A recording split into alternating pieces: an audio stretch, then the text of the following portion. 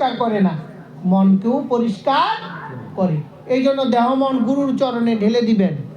গুরু গৌরাঙ্গ, গুরু রূপম কৃষ্ণ, শাস্ত্রের প্রমাণে গুরু রূপে কৃষ্ণ কৃপা করেন ভক্ত গণে। এই জন্য গুরুর চরণে দেহ মন ঢেলে দিলে, এই জন্য কইছে মন্ত্র, কই না আমরা, কি কই না, মন্ত্র, মন ত্রায়েতে, মন্ত্র, মন, মনকে যিনি ত্রাণ করেন, মনকে যিনি উদ্ধার করেন, এটারে কই মন্ত্র। মনের মন্ত্র যিনি কর্ণ করে দান করে আবার শেষের দিনে এই প্রাণবায়ুকে উদ্ধার করেন, তিনি হলো মন ত্রায়তে, মন্ত্র। এই জন্য গুরুকে মনুষ্য গান কবু না করিবে, গুরুকে মনুষ্য গান করিলে অবশ্যই 84। এই জন্য বলছে গুরুকে মনুষ্য গান করে, গুরুকে মনুষ্য গান না করে বলছে গুরুকে কইছে বিশ্বাস করে গুরুর কাছে মন্ত্র লইবে যখন, মন্ত্রময় চৈতন্য রূপে দেখিবে তখন। এই মন্ত্র কইছে আমি, কইছে মায়াময় জম্বদ্বীপে ঘুরে বেড়াই সাধুর বেশে, যে আমার তত্ত্ববার্তা কহিবারে পারে, তুমি সাধু বলে স্বীকার করিও তাহারে। সাধু বলে স্বীকার করে মন্ত্র লইবে যখন, মন্ত্রার্থে চৈতন্যময় পাইবে তখন। মন্ত্রার্থে, মন্ত্রায়েতে, মন্ত্র নিলেই তুমি প্রাণ হইবা, তাইলে তুমি উদ্ধার হইবা। জয় নিতাই, জয় গৌর হরি বল।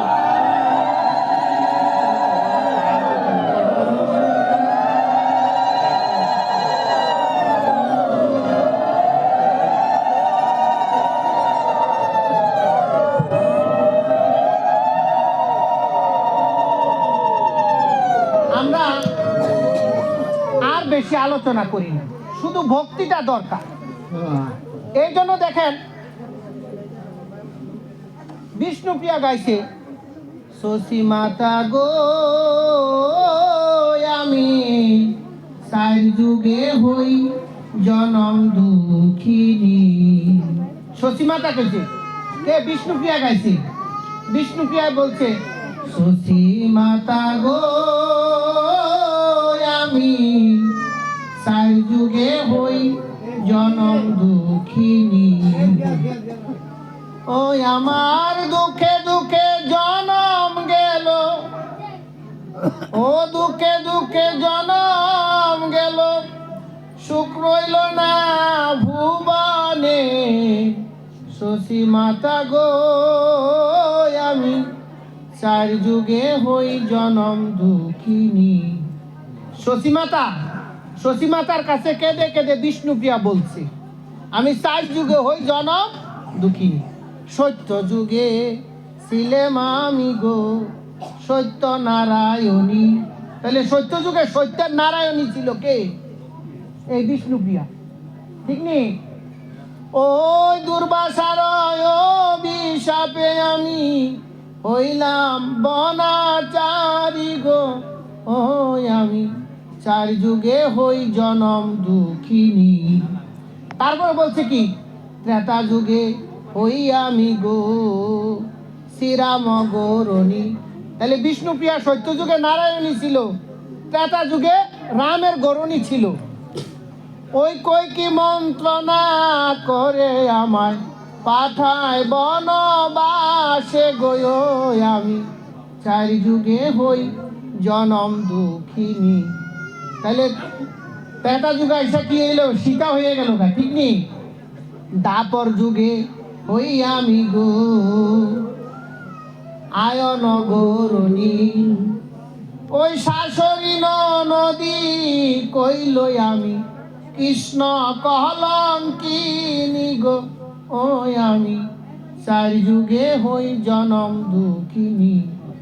কলি যুগে হই আমি গো গৌরাঙ্গ গৃহিণী।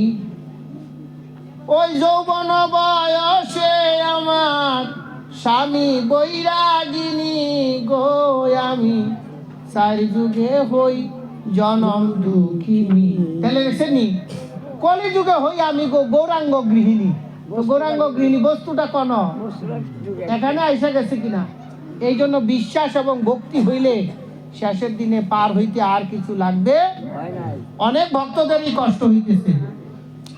আমরাও অনেক কষ্ট করে আপনাদের দর্শনের নিমিত্তে আসছি। যদি আমার পিপাসা না মিটে আমি কি সেখান থেকে যেতে পারি না। এই জন্য সকলের শ্রীচরণে অনন্ত অনন্ত কোটি ধন্যবাদ রইল। আমাদের আমরা কালকেও আবার আরেকটা পাঠ আছে নগর, অনেক অনিদ্রা, পাঠ একেবারে ঘন পড়ে গেছে এইবার। তা আসলে প্রভু শক্তি দিলে এবং আপনাদের বৈষ্ণবদের শক্তি ছাড়া কোনো কিছু করা সম্ভব। আমার কথার মধ্যে, ভাষার মধ্যে যদি কোনো ভুল ত্রুটি হয়ে থাকে আপনারা আপনাদের সন্তানের সন্তান জ্ঞানে আমাকে ক্ষমা করে দিবেন। আমরা আর বেশিক্ষণ পাঠ করব না। আমার বাবাজি সিরুপ গুসাই একটু আলোচনা করবেন অল্প 5-7 মিনিট, তারপরে আমরা পাঠটা সমাপ্ত করব। রাত্র প্রায় 11টা বাজে। শীতের রাতে অনেকেরই কষ্ট হয় জানি, অনেকে নড়াচড়া করতে কষ্ট হইতেছে যে আর হইতেছে না। এই ঠিক আছে বাবা, শুরু করো। জয় নিতাই। সুধী ভক্তগণ, সবার চিপাত পদ্মে এই অদমের অনন্ত কোটি দণ্ডবত। আজকে আমার কাকাশ্রী যে আলোচনা করছে আর কিছু আলোচনা করা লাগে না। যে উত্তম বস্তুটা আমার প্রভু নিয়ে আসছে এটা তিনি আপনাদেরকে জানাইছেন। প্রভু বলছে, ভারত ভূমিতে জন্ম হইয়াছে যাহার, নিজ জন্ম সার্থক করি কর পর উপকার। দেখেন, এই কথাটা যদি আমরা থাকতাম, এই কথাটা যদি আমরা ভালো করে বুঝতে পারতাম, আমরা জীবনে কেউ কারো ক্ষতি চাইতাম না। আমরা সকলে নিরভিমান হয়ে, নিঃস্বার্থক হয়ে অপরকে প্রভুর প্রেমদন বিলিয়ে যাইতাম। কিন্তু আমরা কিন্তু তা হইতেছি না। দিন দিন আমরা কামনা বাসনায় লিপ্ত হই, দনলোভী হয়ে গেছি। এই জন্য গৌরাঙ্গ মহাপ্রভু বলছেন যে আচার্যগণ সব ধনলোভী হইল, শ্রীমন মহাপ্রভুর আজ্ঞা সবই ভুলে গেল। দেখছেন প্রভু কি বলছে? এই জন্যে যাদের কাছে প্রভু প্রেমদন দিয়েছেন, যাদেরকে এই শাস্ত্রবিদ্যা দান করছেন, তারাই ধনলোভী হয়ে শ্রীমন মহাপ্রভুর আজ্ঞা ভুলে গিয়ে ভুল সিদ্ধান্ত দিতেছেন। তার জন্য আপনাদের শ্রীচরণে এটাই অনুরোধ করব, কাকাশ্রী এই পর্যন্ত যে আলোচনা করছে সেই মূল তত্ত্বগুলি আপনারা নিজে জানতে পারবেন। যদি বেশি না, এই চৈতন্য চরিতামৃতে 3টা অধ্যায় যদি আপনারা অধ্যয়ন করেন, নাম সম্বন্ধে এবং কাকাশ্রী যে বলছে বস্তু সম্বন্ধে, ঈশ্বর সম্বন্ধে সমস্ত কিছু জানতে পারবেন। এবং এই যে কলির যুগে যে সহজ বিধান, নাম বিনা কলিকালে নাইয়ার ধর্ম, সর্বমন্ত্রের সার নাম এই শাস্ত্র মর্ম, এই যে তত্ত্ব নিয়ে আসলেন প্রভু, সেটা কোথায় আছে? প্রভু বলছে না, হরের নাম হরের নাম হরের নাম হইব কেবল কৌল নাস্তব্য নাস্তব্য গতির অন্যতা, একমাত্র নাম ব্যতীত আর অন্য কিছু না করা। এবং এই যে যুগের ঈশ্বর, তাকে যদি চিনতে হয়, আপনারা মধ্যনীলার 9ম পরিচ্ছেদটা একটু অধ্যয়ন করে দেখবেন যে এক রাম ভক্ত, তাকে গৌরাঙ্গ সুন্দর কৃপা করে দর্শন দিয়ে কি নামের বিধানটা তাকে দিয়েছেন। তিনি রাম নাম করতেন, কিন্তু এখন আমাদের সমাজে আমাদের মধ্যে আছে না, 1 কোটি হইব রাম ভক্ত আছে, কিন্তু প্রভু তাকে দর্শন দিয়ে যখন ফিরে আসলেন, যে ভক্তটা আজীবন শুধু রাম নাম গ্রহণ করতেন, তিনি রাম নাম ভুলে যেয়ে আবার কৃষ্ণ নাম শুরু করলেন। প্রভু নিজে তার গৃহে আইসা প্রশ্ন করলেন, এই বিপ্র, এ তোমার কোন দশা হইল? আগে না লইতে তুমি রাম নাম, এবে কেন লও কৃষ্ণ নাম? তখন প্রভু কইছে, তোমার দর্শন প্রভাবে আধর্ম যে ভুল ছিল গেল এই মূল স্বভাবে। দেখছেন নি কি কইছে? তাইলে প্রভু দেখাই দিচ্ছেন না, যুগের নামটা করতে হবে। এই জন্য নীলা আর নিত্য কিন্তু এক না। নিত্য হইতে নীলা প্রাপ্তি, নিত্য নীলা নয়। উনি কিন্তু নীলার ভজন করছেন, কিন্তু সাক্ষাৎ গৌরাঙ্গ সুন্দর যে যুগের নাম নিয়ে আসছেন সেই নাম করে নাই, কিন্তু তাকে নাম পরিবর্তন করে আবার যুগের নামে আনছেন না। তাইলে আমাদের যে অন্তনীলার 3য় পরিচ্ছেদে সুন্দরভাবে লিখছে, কইছে ভগবানের যে কোনো একটি মাত্র নাম আকারে সকারে ব্যঙ্গ করেও যদি লয়, নামের দায়িকা শক্তি বিফল নাই হয়। কিন্তু আকারে সকারে ব্যঙ্গ করে লওয়া আর পূর্ণভাবে লওয়া কি এক না। পূর্ণভাবে লইলেই তো প্রভু তাহার শ্রীচরণ দিয়ে আমাদের সকলকে উদ্ধার করবে। এই জন্যে আর হলো আদির অষ্টম অধ্যায়, নামের তফাৎটা বুঝবেন। এবার কলির যুগে চৈতন্য হরির নামে কোনো অপরাধের বিচার করেন নাই। আর আমরা যে যতই অন্য নাম লইতেছি, 16 নাম 32 সকল লইতেছি, অপরাধের বিচার করে, আপনারা পড়ে দেখবেন। আমি বিস্তারিত বললাম না। বলছি কৃষ্ণ নামে করে অপরাধের বিচার, চৈতন্য নিত্যানন্দে নাহি এসব বিচার, নাম লইতে প্রেম দেয় বহে সুদার। তাইলে এইবার প্রভু কি করছেন? সহজ করছেন। একটা নামে দেখাইছে 42 প্রকার অপরাধ মুক্ত হইয়া কেউ যদি ওই নাম লইতে পারে তাইলে তাকে কৃপা করবেন।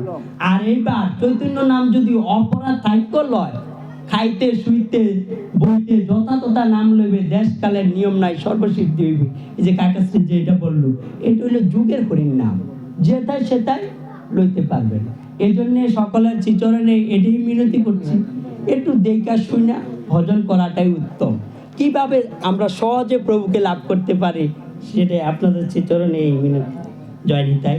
সকল ভক্তদের শ্রীচরণে এই নিবেদন, আজকে বৃহস্পতিবার গ্রন্থপাঠ, কালকে শুক্রবার প্রথম রজনী, প্রথম দিনের কীর্তন, এবং সেই দিনের বেলা প্রসাদের ব্যবস্থা করবেন। শুক্রবার 9 জানুয়ারি ভক্ত সেবা দক্ষিণপাড়া ধীরেন্দ্র সরকারের মেয়ে প্রভা বিশ্বাসের ছেলে বিদ্যুৎ বিশ্বাস ভক্ত সেবার আয়োজন করছে। এই শুক্রবারে যত ভক্তদের সেবা হবে, সকল ভক্তদের সেবার জন্য